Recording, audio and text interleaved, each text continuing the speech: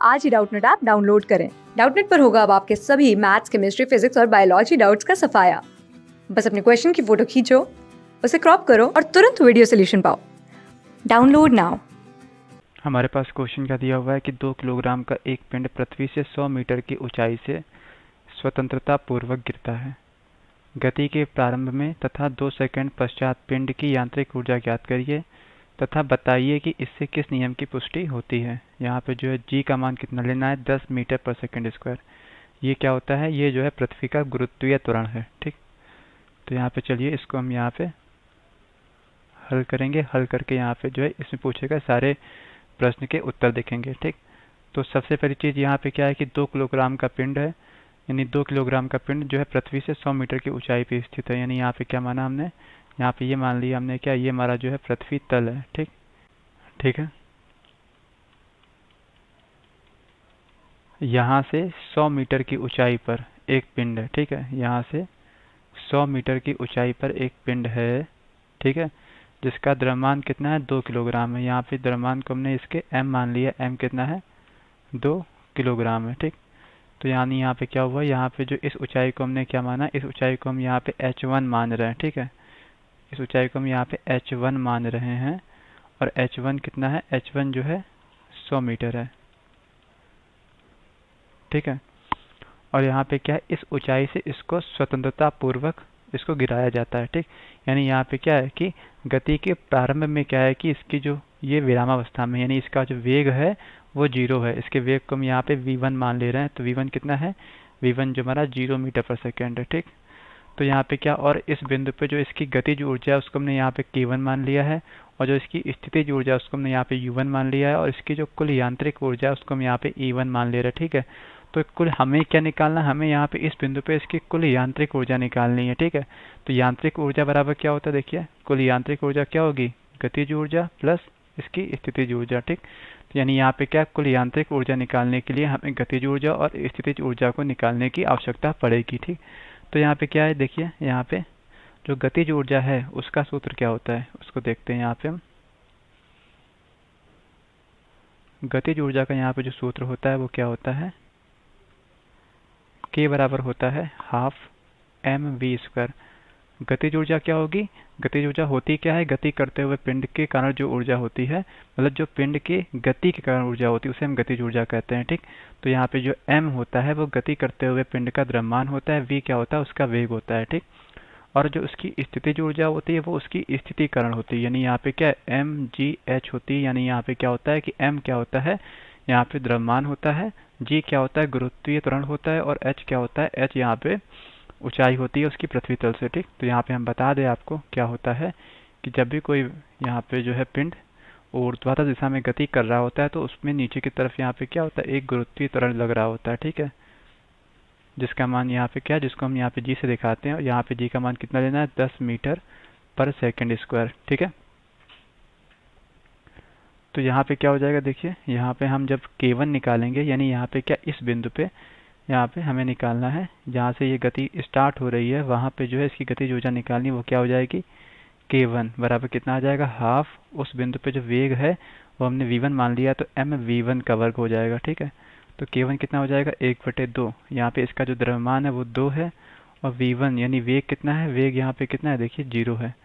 यानी यहाँ पे क्या हो जाएगा, वेग के 0 होने के कारण क्या होगा कि यहाँ पे इसका जो गतिज ऊर्जा वो 0 हो जाएगी, क्योंकि 0 का वर्ग 0 और 0 गुणे कुछ भी तो 0। यानी यहाँ पे क्या है, उच्चतम बिंदु पे हम कहें, या हम ये कहें कि गति यहाँ पे जहाँ से स्टार्ट हो रही उस बिंदु पे यहाँ पे जो उसकी गतिज ऊर्जा है वो 0 जूल होगी। ठीक, अब बात कर लेते हैं उसके स्थितिज ऊर्जा की। ये क्या हो गया, ये हो गई गतिज ऊर्जा, और ये हो गई इसकी स्थितिज ऊर्जा, जो कि हम यहाँ पे u1 से दिखा रहे हैं। u1 कितना हो जाएगा, mgh1 हो जाएगा। ठीक है, क्योंकि पहली स्थिति में जो ऊंचाई है वो यहाँ पे h1 है, तो m कितना हो जाएगा, 2, g 10 लेना है, और h1 कितना हो जाएगा, 100 मीटर हो जाएगा। ठीक, तो यहाँ से कितना आ जाएगा, u1 हमारा आ जाएगा कितना, u1 हमारा आ जाएगा 2000 जूल। ठीक, जूल का प्रतीक इस तरीके से कैपिटल J होता है। यानी यहाँ पे क्या आ गया, इस तरीके से ये इसकी स्थिति ऊर्जा आ गई। ठीक है, अब उच्चतम बिंदु पे, यानी जहाँ पे जो है ये जो है गति करना स्टार्ट हो रहा है, जहाँ से छोड़ा जा रहा है उस बिंदु पे जो उसकी यांत्रिक ऊर्जा है, ठीक है, जो कुल यांत्रिक ऊर्जा है उसको हमने यहाँ पे क्या माना है, उसको हमने यहाँ पे E1 मान लिया, तो E1 कितना हो जाएगा, E1 हमारा जो है गतिज ऊर्जा और स्थितिज ऊर्जा का योगफल होता है। यानी यहाँ से E1 कितना आ जाएगा, E1 हमारा आ जाएगा क्या, K1 कितना था 0 था, U1 कितना था 2000। यानी यहाँ से जो E1 आएगा, E1 कितना आ जाएगा 2000 जूल आ गया। ठीक, यानी यहाँ पे क्या आ गया, हमसे एक यहाँ पे आंसर आ चुका है। यानी यहाँ पे क्या है, उच्चतम बिंदु पे, यानी यहाँ से वो जो यहाँ से जो है वो स्वतंत्रता पूर्वक छोड़ा जा रहा है, उस बिंदु पे जो उसकी कुल यांत्रिक ऊर्जा है वो यहाँ पे 2000 जूल है। ठीक, अब हमसे कहा गया 2 सेकंड पश्चात, तो 2 सेकंड पश्चात हमने मान लिया यहाँ पे क्या, पिंड जो हमारा है वो यहाँ पहुंच चुका है। ठीक है, तो अब यहाँ पे क्या हुआ होगा कि जैसे जैसे ये पिंड नीचे की तरफ आया होगा, वैसे वैसे यहाँ पे क्या, इस गुरुत्वीय त्वरण के कारण क्या होगा, इसके वेग में बढ़ोतरी होगी और इसकी ऊंचाई में क्या है, कमी होने के कारण क्या होगा, जो इसकी स्थितिज ऊर्जा है वो यहाँ पे क्या हो गई होगी, थोड़ी सी यहाँ से कम हो गई होगी। ठीक, तो यहाँ पे क्या हो गया, देखिए इस जगह पे क्या है कि इसका जो वेग है उसको हमने यहाँ पे क्या मान लिया, v2 मान लिया है। ठीक, और इस जगह पे जो इसकी गतिज ऊर्जा है वो k2 हो गई है, और जो इसकी यहाँ पे स्थितिज ऊर्जा उसको यहाँ पे u2 मान लिया है, और इसकी जो कुल यांत्रिक ऊर्जा है इस बिंदु पे उसको हमने यहाँ पे E2 मान लिया है। ठीक है, तो यहाँ पे क्या हो जाएगा देखिए, और इसकी जो पृथ्वी तल से ऊंचाई है वो क्या है, वो हमने मान लिया यहाँ पे h2 है। क्या है, h2 है। ये ऊंचाई कितनी है, ये ऊंचाई जो है यहाँ पे h2 है।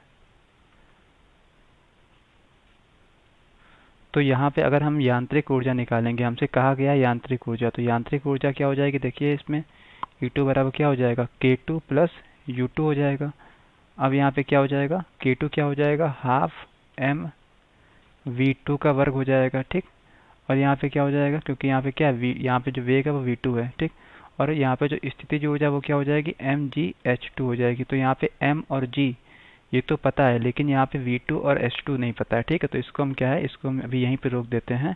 अब यहाँ पे क्या करेंगे, हम यहाँ पे पहले V2 और H2 निकालेंगे। ठीक है, तो V2 के लिए क्या करेंगे, देखिए पहले क्या निकालेंगे, हम V2 निकालेंगे। V2 के लिए हम क्या करेंगे कि यहाँ पे गति का प्रथम समीकरण लगाएंगे। क्या लगाएंगे, गति का